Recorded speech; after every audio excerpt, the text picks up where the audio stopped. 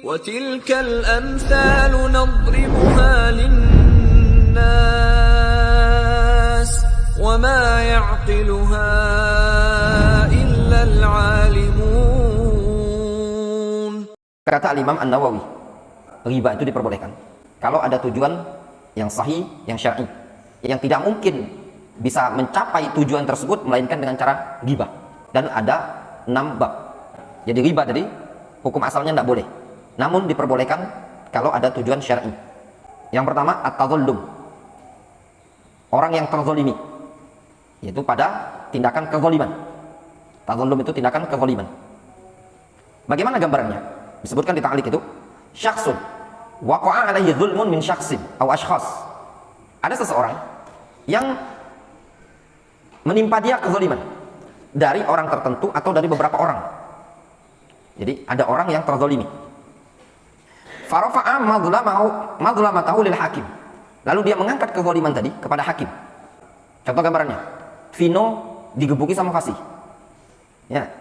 Vino lapor ke hakim. Hakim di sini siapa? Firhan. Nah, lapor komandan. Saya digebuki oleh Fasih. Fasih begini. Ini namanya tadzallum, tindakan kezaliman. Dan dia menyebutkan kepada hakim tersebut tentang orang-orang yang menzalimi dia secara kenyataan. Jangan ditambah-tambahi, sesuai kenyataan. Mereka mengakukan begini atau mengatakan begini. Mislu hadil ghibah takunu jaizah. Maka semisal ghibah yang seperti ini itu boleh. Kenapa? Karena kan orang yang terzalimi ini tidak mungkin bisa mencapai kepada haknya kecuali dengan cara dia menyebutkan rincian tadi. Difahami? Yang kedua, asani al-isti'anah ala taghyiril munkar. Meminta tolong untuk merubah kemungkaran. Waradul asi ila shawab. Dan mengembalikan orang yang maksiat tadi menuju kepada kebenaran. Contoh gambarannya apa? Syakhsun ra'a syakhsan aw ashkhas ala ma'asin. Ada seseorang melihat orang tertentu atau beberapa orang di atas kemaksiatan. Lakinnahu la yastati'u liwahdihi ayyakuma bidzalika. Akan tetapi dia tidak mampu sendirian untuk melakukan hal tersebut. Ayyakuma bil inkar, tidak mampu untuk melakukan pengingkaran. Fadhaba ila syakhsin aw ashkhas. Lalu dia pergi ke seseorang tertentu atau beberapa orang. Wa qala ra'aitu fulanan wa fulanan wa hadhil jama'ah ala hadzal munkar al mukhalif li syar'illahi azza wajalla. Lalu dia mengatakan, aku melihat si fulan, beberapa orang, sekelompok orang melakukan kemungkaran seperti ini menyelisih syariat Allah Subhanahu wa taala. Fa uridu minkum ayin tu'inuni, aku ingin engkau bantu aku an nunkiru alaihim hadzal munkar, agar kita mengingkari mereka dari kemungkaran tersebut. Fa huna jazalahul ghibah bi dzikri uyubihim. Maka di sini boleh bagi dia ghibah dengan menyebutkan aib mereka tadi, di anna hadza min at-ta'awun 'alal birri wat taqwa. Difahami? Ustaz, ngapa? Anak-anak unjuk tahu Ustaz. Apa masalahnya? Fulan merokok Ustaz. Di mana? Di atas dak rumah belajar. Oh, kemungkaran ini tadi. Kenapa tidak mencegah? Tegur, takut Ustaz. Mereka berlima Ustaz. Kalau anak tegur, anak kena gebuk. Oh, biarlah. Kapan itu? Waktu Ustaz pergi berdakwah rombongan itu tadi. Oh, ya sudah. Cukup, laporan diterima. Contoh itu kan. Difahami? Nah, itu namanya, itu kan bukan aib. Ya enggak? Itu boleh. Yang ketiga, minta fatwa. Mislu Hindin.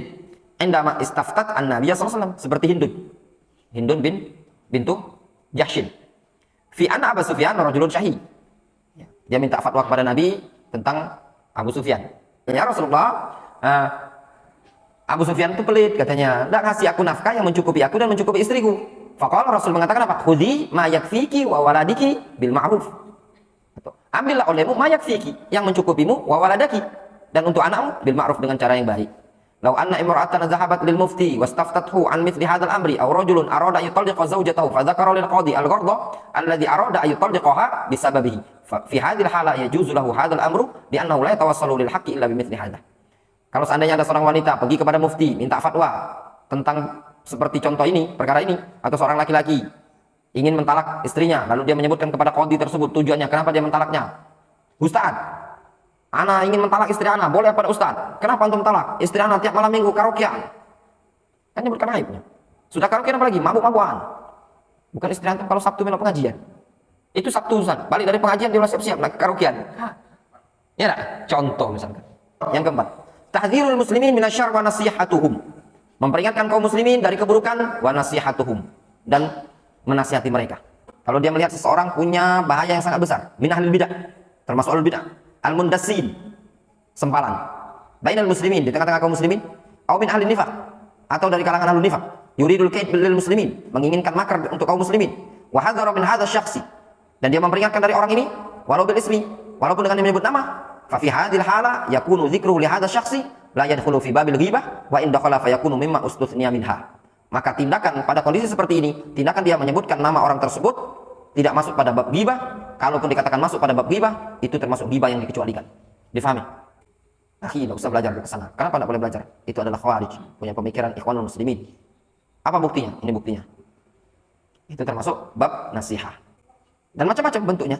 Bentuk memberikan peringatan, terkadang dalam bentuk memberikan muhadharah, ceramah,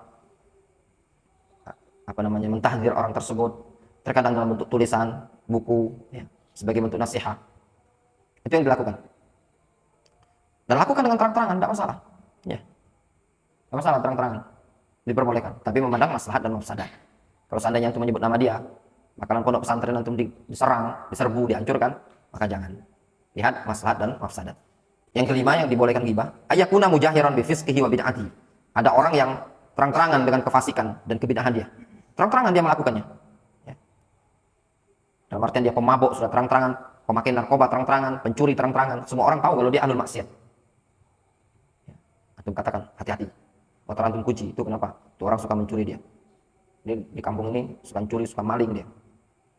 Nah, itu kalau dia terang-terangan seperti itu, sudah antum diperbolehkan untuk menyebutkan keburukan dia. Qala ghairu wahidin minas salaf, la ghibata lil mubtadi'in. Banyak dari kalangan salaf mengatakan apa? Tidak ada ghibah bagi ahlul bid'ah. Idza kana yuzhir hadhil bid'ah 'alal mala' wa yad'un nas ilaiha. Kalau dia nampakkan kebid'ahan tersebut di halayak ramai dan ngajak orang kepada kebid'ahan. Wa sahibu fisqin wa maksiatin, dan orang yang fasik, orang maksiat. Yuzhiruha amaman nas, yang ditampakkan di hadapan orang banyak. Famithlu hadza yajibu ayyahdhar minhu. Maka kondisi seperti ini wajib untuk waspada dari dia, wala yaskut an amrihi, dan tidak boleh diam. Walau istad'a al-amru zikrahu bil ismi. Kalau seandainya urusannya perlu untuk menyebutkan nama, ya maka lakukan untuk menyebut nama dia. Di anna fi dzikrihi maslahatun tata'allaqu bi umumil muslimin. Karena ketika menyebutkan dia ada punya kemaslahatan berkaitan dengan kaum muslimin. Difahami? Tapi yang ilmiah antum ya, yang ilmiah yang bahasa yang tepat ya. Karena ketika orang kadang tidak ilmiah dan tidak tepat, kadang itu menghantam dia balik. Jadi diperbolehkan ya. Ini ikhwanul muslimin, ini khawarij, ini rafidhah, waspada. Termasuk juga antum mentahdzir dari tempat belajar tertentu yang punya pemikiran menyimpang. Kadang sebagian orang berat untuk mentahdzir sekolah-sekolah yang menyimpang, mengajarkan akidah falsafat. Tapi kalau meningkat tahdzir masjid, itu nomor satu. Ya, jangan belajar di masjid itu. Kenapa? Nanti antum begini-begini. Antum tahdzir tuh. Tempat sumbernya ahlul kalam, sumber falsafat. Ya benar. Lebih layak antum tahdzir tuh. Banyak orang yang belajar sana, banyak orang yang kuliah di sana. Tempat ikhtilatiyah bulan di sana. Antum tahdzir. Jika seseorang, apa faedah kita pagi tadi? Tidak menampakkan al-haq. Ya.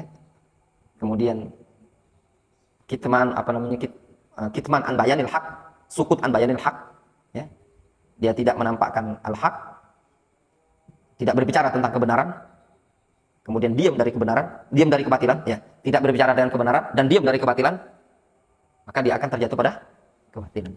As-sadis, at-ta'rif, untuk pengenalan. Kalau ada orang yang sudah ma'ruf dengan laqab, kal a'ma buta, wal araj pincang, wal asom, apa asom? Bisum. Jaza ta'rifuhum bidzalika. Boleh mengenalkan mereka dengan laqab-laqabnya tadi. Misalkan contoh, antum kenal nama rumah Pak Yusuf, tahu enggak rumah Pak Yusuf? Yusuf yang mana? Itu yang jamaah pengajian kita yang lehernya banyak panu itu. Aib kan? Aib itu tadi. Nah, tapi untuk ditarif, tahu. Maksudnya jamaah kajian kita ada 3 Yusuf akhi. Itu Yusuf yang Yusuf panu itu tadi. Nah, memang sudah dikenal seperti itu. Kemudian Nawawi mengatakan, ini ada 6 bab disebutkan oleh para ulama, mayoritasnya disepakati. Dalil-dalilnya diambil dari hadis yang masyhur. Jadi ada 6 perkara yang dibolehkan ghibah.